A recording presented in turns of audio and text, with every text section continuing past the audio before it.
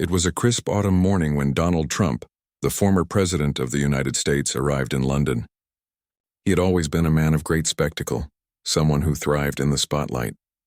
His visit to the UK was meant to be just another diplomatic event, but as usual, he had a way of turning even the most routine occasions into something more.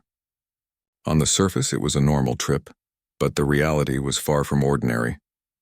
The British media was abuzz, eager to see how Trump would handle the culture of a nation so different from his own.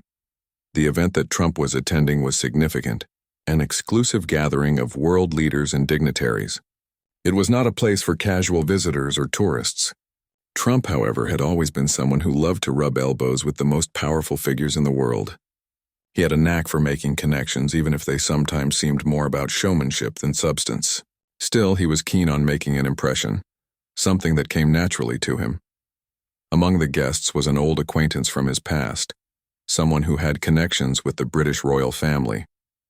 This individual, sensing an opportunity to create a memorable moment, casually mentioned something that would make any politician's heart race: the Queen's secret archive. This wasn't just any archive. It was a place that had been kept hidden for centuries, one that very few had seen or even knew existed. It was said to house personal letters, important documents, and royal records that were considered too sensitive for public knowledge. Even the most influential people in the world had never set foot inside. Trump, with his eyes always on the next big headline, couldn't resist the allure of such an opportunity. He had always been fascinated by power, history, and secrets, especially if those secrets could somehow benefit him. The idea of getting a glimpse behind the royal curtain, of being one of the few to know something others didn't, stirred something inside him. It was almost like a challenge, a puzzle to be solved. Without missing a beat, Trump turned to his host and asked, "How can I see the archive? I think it would be incredible for me to take a look."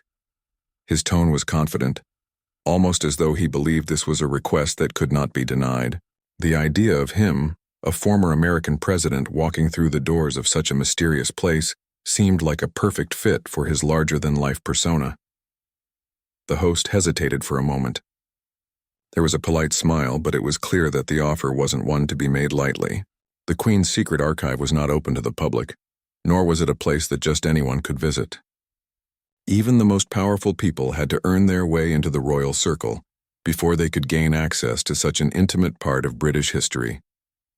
But there was something about Trump, something about his ability to charm and assert himself, that made people reconsider the rules. The host knew that granting Trump access would make for a sensational story. It was the kind of moment that would be talked about for years to come. After a brief conversation, the host made a decision that would change the course of the day. Trump was given a private invitation to explore Buckingham Palace's inner chambers, including a chance to view the royal archives. "It will be a great honor," the host said, still sounding as though he couldn't quite believe he was offering such an extraordinary privilege to someone so unexpected. Trump, of course, smiled widely. It was exactly the kind of attention he thrived on. To him, this was more than just a diplomatic visit. It was another chance to stand at the center of the world stage. As Trump followed the host through the grand halls of Buckingham Palace, he couldn't help but feel the weight of the moment. He had been in some of the most prestigious buildings in the world, but this palace, this symbol of British royalty, was different. The walls whispered with centuries of history. Everything from the paintings to the architecture spoke of royal lineage, of generations that had come and gone, each leaving behind their mark. Trump's mind raced with possibilities. What kind of secrets did the Queen keep hidden away? Were there ancient letters from Winston Churchill, or even documents related to the monarchy's dealings with other world leaders? The intrigue was palpable. He imagined how, if he could get a glimpse of these materials, it could be a game changer. He would be able to tell the story of his visit like no other world leader could. It would be something unique, something that made his trip not just about politics, but about history itself. As they walked deeper into the palace, the atmosphere shifted.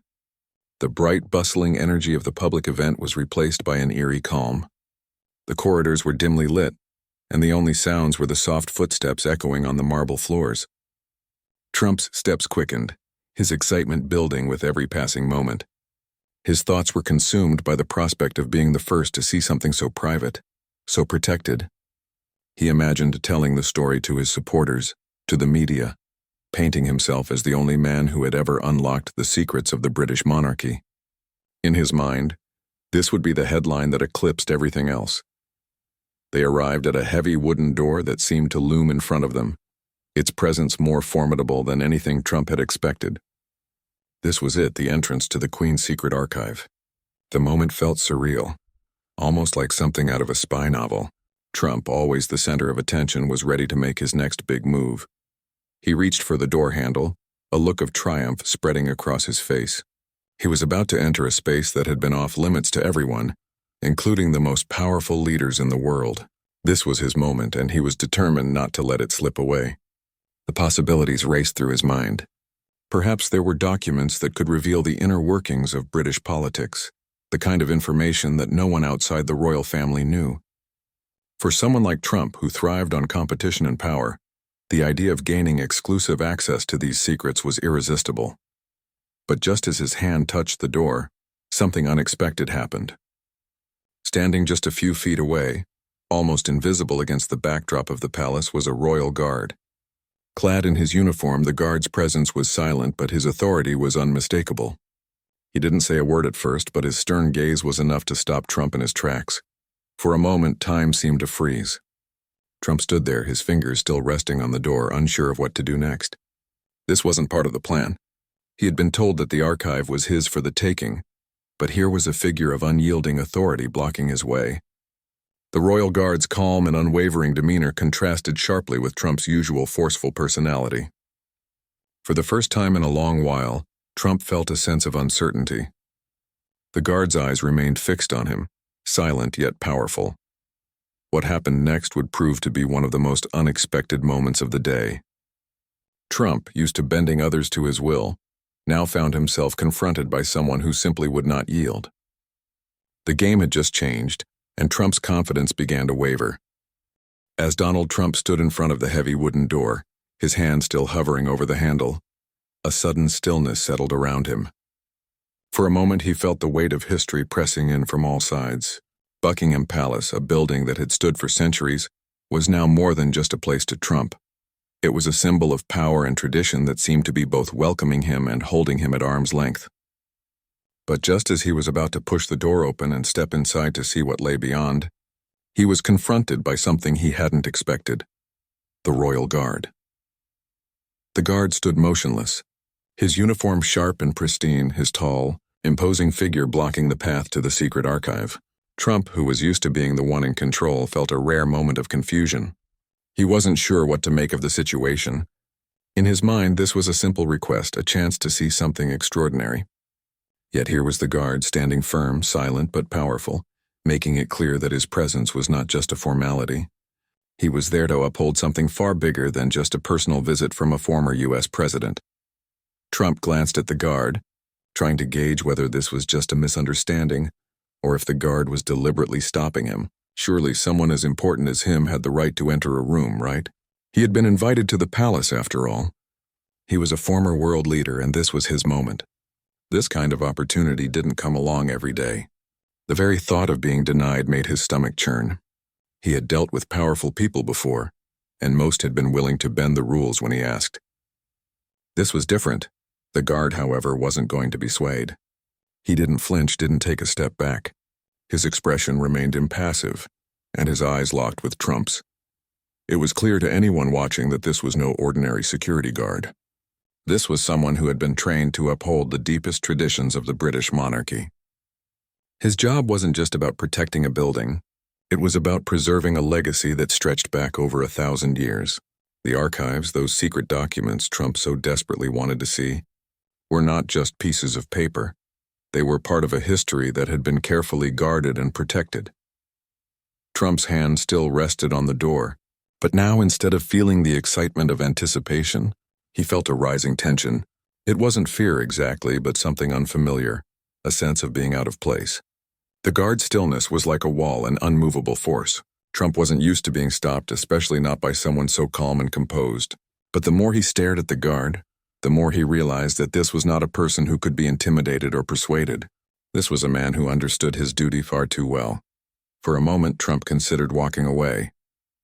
It was a thought that flashed through his mind, but he quickly dismissed it.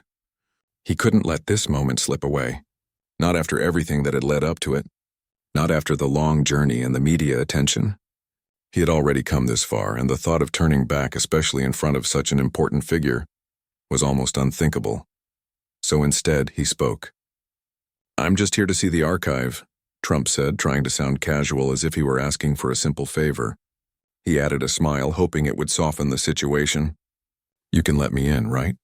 This is something I've been looking forward to." The royal guard did not reply.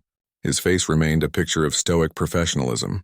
He simply took a small step forward, blocking the door even more. It was clear that this was not a request he could grant, no matter how influential the person making it was. His eyes remained locked on Trump, unblinking, unwavering. Trump, never one to back down easily, repeated himself, this time with more force. "You don't understand. I'm a former president of the United States. I've been invited to the palace. You're telling me I can't go inside?"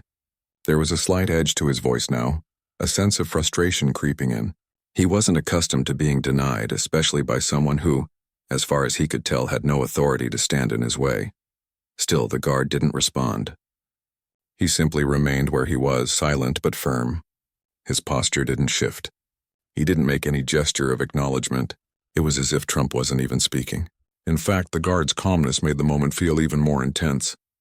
For Trump, who had spent years navigating the rough-and-tumble world of politics and media, this kind of unwavering resistance was both strange and uncomfortable.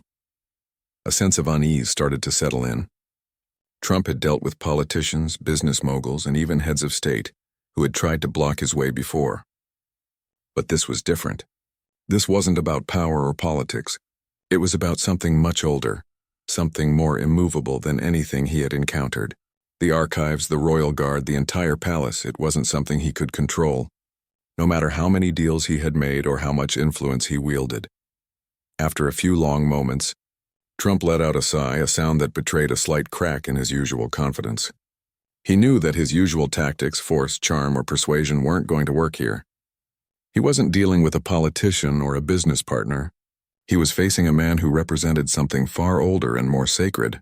And in that moment it became clear to him that there were some things in life that simply couldn't be bargained with. The tension between them seemed to hang in the air for a while longer, before Trump slowly withdrew his hand from the door. He took a step back, his eyes still fixed on the guard, as if he were trying to figure out a way to turn the situation around. But the more he thought about it, the more he realized that this was not a battle he could win by simply pushing harder. For the first time in a long time, Trump found himself at a crossroads. He could feel the weight of the moment. He had wanted to be part of something extraordinary, to walk through the doors that had been closed to so many others. But now, standing in front of the royal guard, he understood that some doors were meant to remain closed. Some secrets were meant to stay hidden. He didn't give up easily, but in this moment he understood that to continue pushing would not only be futile, but disrespectful. The guard wasn't there to stop him personally. He was there to protect something much bigger. Trump took one last look at the imposing door, then at the silent figure standing before him. With a small nod, he turned away. It wasn't a victory. It wasn't even a defeat. It was simply a reminder that not every door could be opened, no matter how much power or influence one had. The guard, ever watchful and silent, turned back to his post, unmoved by the events that had just unfolded. For him, this was just another day on the job. But for Trump, it was a lesson in humility, a rare moment where the world didn't bend to his will. Donald Trump stood for a moment, his eyes still fixed on the royal guard, trying to process what had just happened. He was no stranger to obstacles, of course. He had faced his fair share of challenges throughout his career. But this was different. This wasn't just a typical situation where he could use his influence to get his way. This was a rare moment where someone, something, stood in his path and refused to budge. He had been in situations before where he could charm, negotiate, or simply overpower his way through, but none of those tactics were working here. The royal guard's stillness, his calm, impenetrable demeanor, made Trump feel something he hadn't felt in a long time. Frustration. For a moment, Trump simply stood there, his mind racing. He was so used to people falling in line when he asked, so used to the idea that his status and power would get him access to whatever he wanted. But standing in front of the guard, he couldn't help but feel small, powerless. The guard wasn't going to move.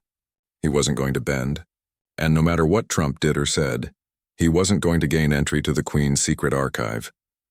Trump looked around the hallway, the grandeur of Buckingham Palace surrounding him. The thick carpets, the shining chandeliers, and the magnificent portraits of British monarchs stared down at him. This was a world far removed from the one he was accustomed to. Here, history wasn't something you could just bend to your will. It wasn't something you could charm or bribe. History had its own pace, its own rules, and those rules didn't care who you were. His thoughts quickly shifted. Maybe he had been too hasty. He had rushed in, excited by the idea of getting a glimpse of secrets so few people knew about. But he wasn't thinking clearly. He didn't understand the weight of the tradition that surrounded him, the history that had been guarded for centuries. In this moment, it felt like the archives weren't just a room full of old documents. They were a symbol of something far greater, of a monarchy that had stood the test of time and a legacy that would not be easily disturbed by anyone, no matter how powerful they were. Trump's gaze shifted back to the guard. This wasn't just an ordinary security guard. The man standing in front of him was a representative of the British royal family's traditions, a figure who was tasked with keeping things as they had always been. He wasn't there to make a spectacle out of Trump's visit, nor was he there to be intimidated. He was there to ensure that the royal secret stayed protected, untouched by the outside world. In an effort to regain some control of the situation, Trump spoke again, this time more calmly, though his voice still carried a note of authority. "Look, I understand you have your job, but I was invited here. They said I could come in. Why can't I just take a look? I promise I won't make a scene. I just want to see what's inside."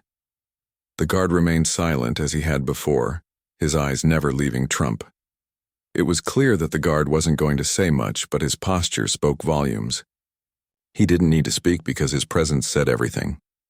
This was not a man who was going to back down, and this was not a place that would be opened on request. Trump paused again, considering his options.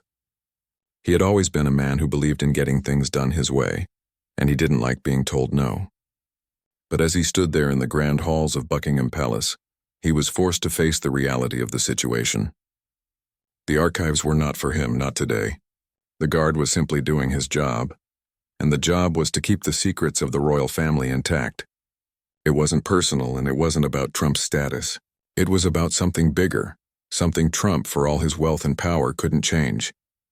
A shift took place inside Trump, a small moment of self-awareness.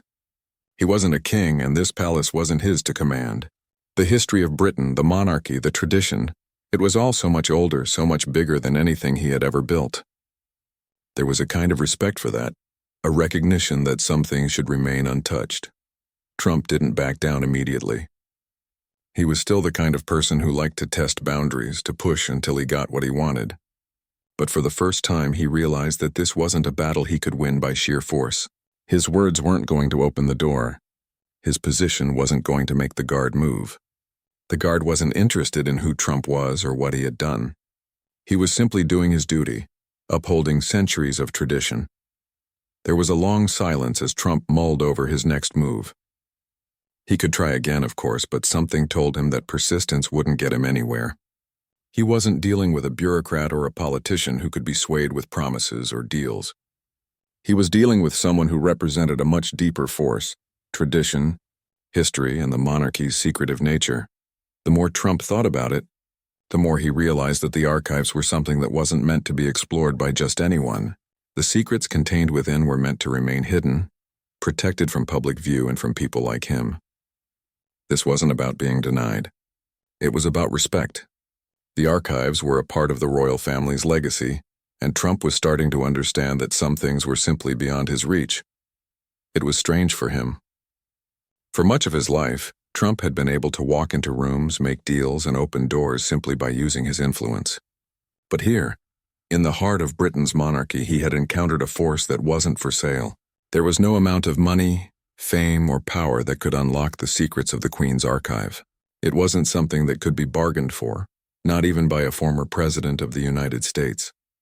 He took another step back, his frustration beginning to fade, replaced by something else. He wasn't exactly humbled, but he did feel something resembling admiration. The guard's dedication, the traditions he represented, it was all part of a system that had endured for generations, long before Trump had come into power, and likely long after he was gone. The royal family's secrets were not just important to them, they were woven into the fabric of British history, and protecting them was a sacred duty. With one last look at the door to the archive, Trump turned and walked away. His steps were slow, his mind still processing the experience. He had come so close, and yet he was leaving with nothing. But this too was a kind of lesson. Some things couldn't be bought or bargained for. Some things had to be respected from a distance. As he was escorted out of the palace, Trump couldn't help but reflect on the guard's unwavering stance. There had been no anger, no harsh words, just quiet strength. It was a kind of power he hadn't expected to encounter, but one he now recognized for what it was, something far more enduring than his own influence.